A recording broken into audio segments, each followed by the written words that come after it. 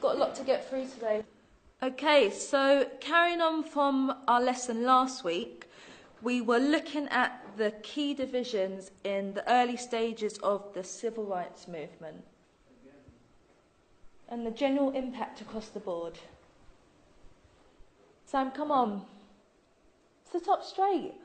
Right, stop slouching.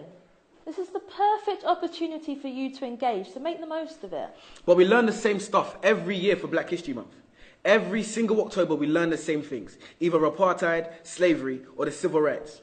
How many of you guys have actually learned something new these last years? See?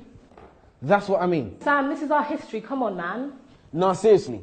Do you guys know anything about Ralph Bunche? The first black person to win a Nobel Prize? Or that the richest person ever lived was a black man named King Musa I of Mali? What about Ella Baker? What about Ella Baker?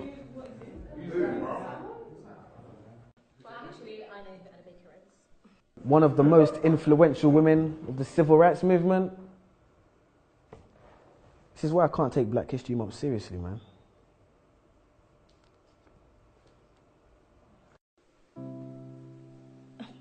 But Samuel, the curriculum is designed to help you think about Black history critically. Actually, miss, it's designed to teach us what to think, not how to think.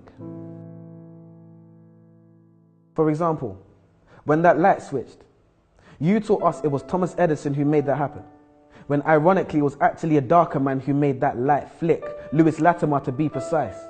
Quite nice when you're talking about Mr. Hamilton and his racing car, but red lights stop. We're always taught that Martin Luther King had a dream, man. But those dreams can't be achieved because our brains are in chains, our minds are enslaved, so we won't get our redemption. Morgan, free, man. Will we ever be free, man? And leave this state of imprisonment?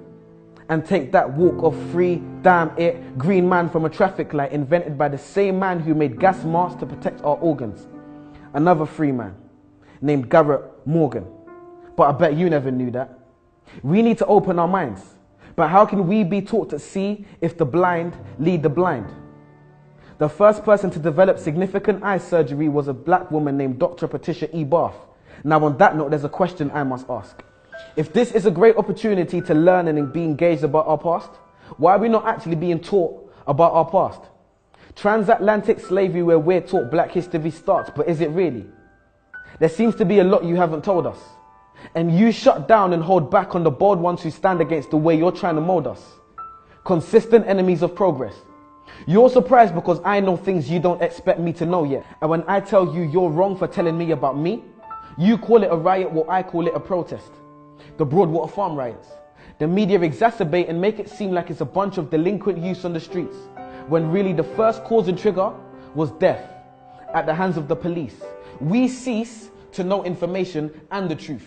And that's simply because you withhold information from the youth.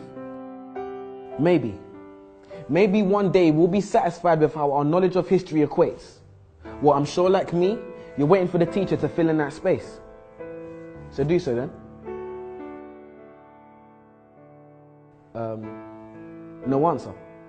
Well, maybe I can help and just throw out there some names. Mary Seacole, a Crimean war nurse. Mary Prince, a black female author. To be precise, she was the first.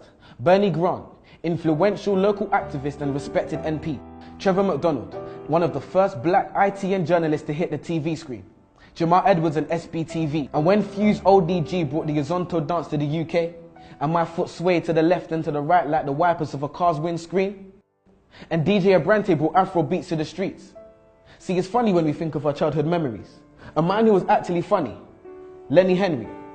Many others, and the list continues. Marcus Garvey, Haile Selassie, Bob Marley, Ignatius Sancho, Tupac, Fela Kuti, Muhammad Ali, Maya Angelou, R.I.P., Kwame Nkrumah, the first Ghanaian president who retained independence from England, the Windrush ship which brought Caribbeans to Britain. So much to learn in just 1 month. A tip of the iceberg, a tiny grace.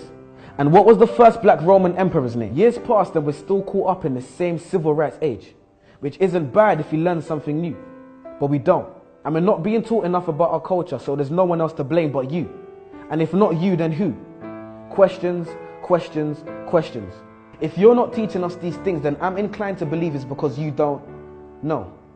No. You're the teacher. Your job is to teach, so you must know. And if you do, that must mean you don't want us to know, but that's low. If the information is accessible for our knowledge of our culture to grow, then why on earth wouldn't you want to let us know? Why are you focused so heavily on the influential but very few men and women who made things happen for us? Why are my people being highlighted for a predominantly negative past? Why do I know the things that you don't and I'm not the teacher, you are? Why are you focused on our negative past but not on our bright future? Why are you not abreast with the great young things that people are doing in this world? Why are young people's trademarks and stereotypes gang culture and young pregnant girls? Why are the young people not being given the time of day? And his name was Septimus Severus, by the way. I'm sure as a student, the code of conduct has been breached. So I'll stop here and let you do your job.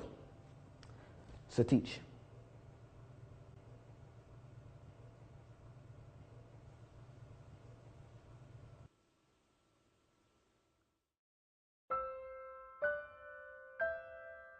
Okay, yo peoples, how's it going?